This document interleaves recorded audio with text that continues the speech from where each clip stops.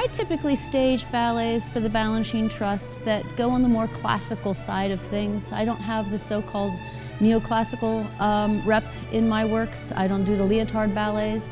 I do the ballets where you see the tutus. Working with Balanchine, you try very hard to get across to your students and to the dancers that you're working with everything that he was about, but to have experienced it firsthand is a whole other story.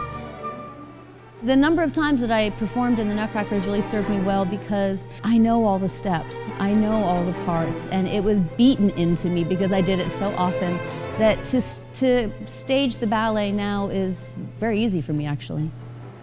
The Balanchine Nutcracker, of course, does have lots of special elements to it, but none of those elements is anything that takes away from the story, and I think that's very important.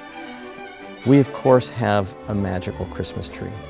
This tree has hundreds of color mixing LEDs, and Josh Monroe, our lighting designer, really did a yeoman's job of learning the technology, learning how to exploit them without losing the character of the Balanchine choreography and without losing really the values of CPYB. Marie and the Prince travel on their journey through the snow, and there's a marvelous blizzard, a blizzard that is expressed through brilliant choreography that is remarkably precise, sometimes breakneck fast. They're also getting bombarded with snow from 3 different points on the stage, and that snow is also being swept around by a series of fans in the wings, and it makes for a really wonderful blizzard. We all have our jobs backstage, whether you're one of the angels at the top of Act 2, or you're the cavalier who has to partner your sugar plum, or you're the flyman whose job is to pull the right rope in the right direction at the right time, or the follow spot operator who has to follow the sugar plum fairy as she's lifted overhead.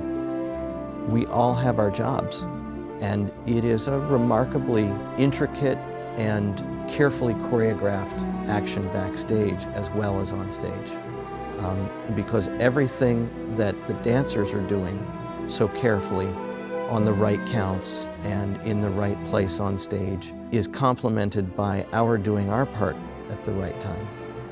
Staging the Nutcracker is unique because of the children, and that to me makes it more special. I mean, that is so fun because they are over the top excited every single year to start this production, and that wears off on me, and it makes me become excited about the production again. I see it through fresh eyes.